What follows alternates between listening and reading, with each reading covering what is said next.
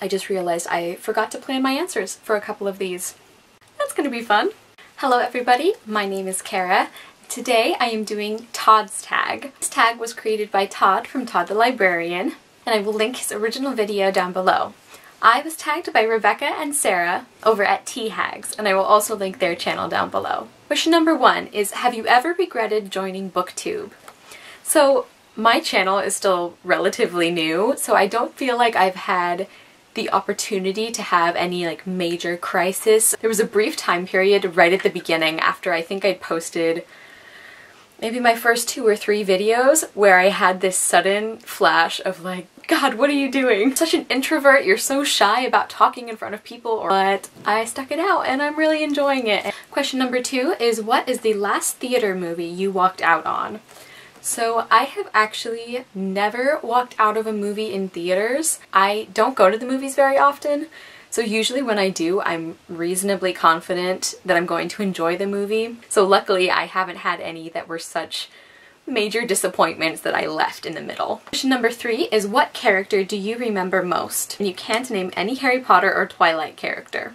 So my answer for this one is Artemis Fowl from the Artemis Fowl series by Owen Colfer.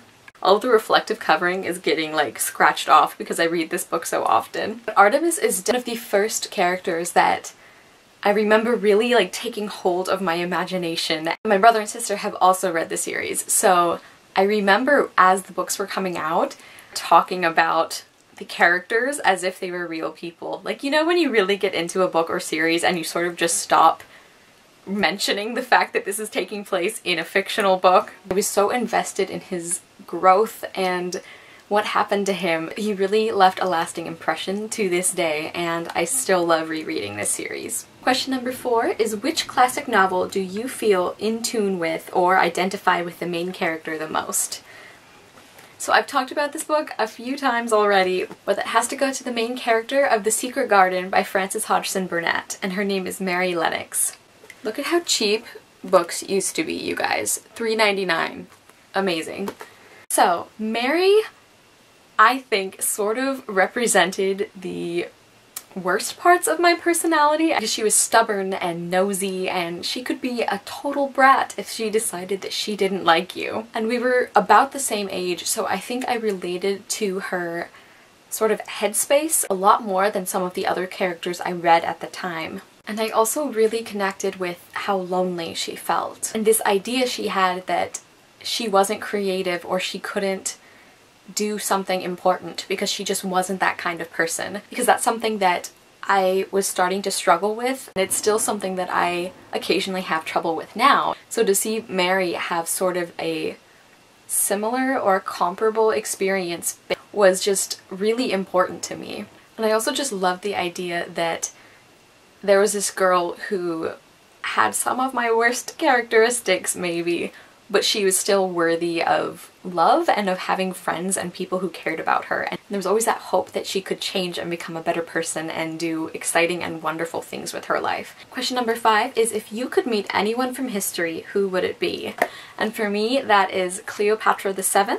Hands down. She's the famous Queen Cleopatra, and I've always been fascinated by ancient Egypt, but particularly with Cleopatra, because the more I learn about her, the more impressed I am with what a brilliant politician she must have been to have such an impact on world politics and history and literature. And I would just love to talk to her and meet her and just get to know somebody who must have been such an extraordinary person in order to make such an impression on people like Julius Caesar and Mark Antony and all of these Roman poets and philosophers who absolutely hated the fact that this incredible historical figure was a woman. She has just been so shortchanged by history for so long, and we're only starting to learn a little bit more about her. I just love the opportunity to fangirl over her. And question number 6 is, the apocalypse strikes and you can only take one of your books into the wasteland with you.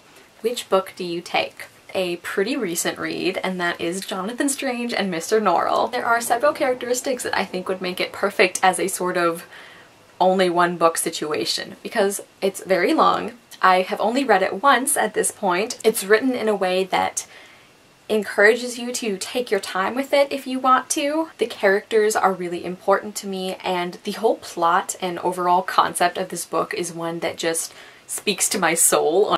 A combination of a comfort read and sort of like my ideal fantasy novel, and I just love this book so much. Question number 7. If you could write a masterpiece, what would your subject matter or genre of choice be? And I would definitely choose to write a fantasy novel, and I would specifically want it to be the kind of book that isn't limited by age range. I don't know what age the main character would be, but ideally, if this is a masterpiece, it's going to be nominated for a bunch of book awards. I would just love the idea that some of those book snobs who look down on YA or middle grade or any book that's not serious adult fiction have to read a book that features a younger main character and a plot that does not depend on a midlife crisis. Question number 8 is, if you were a drink, what would you be?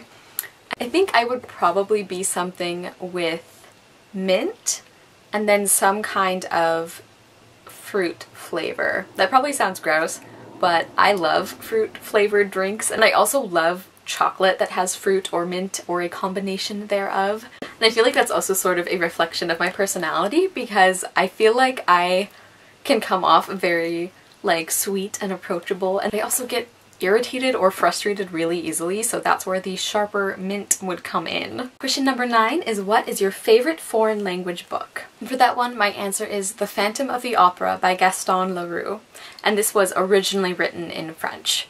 This translation is by Lowell Bear, and it's a good translation. I do really like it. But actually, my favorite translation is one that I don't own. It's a copy I got from the library years and years ago when I first read this book, and that I haven't been able to find again. And I don't even know who wrote the translation, but it's so beautiful and evocative and true to the spirit of the story. And in particular, I remember there were a couple of lines that just like stuck with me, or the response I had to them stuck with me.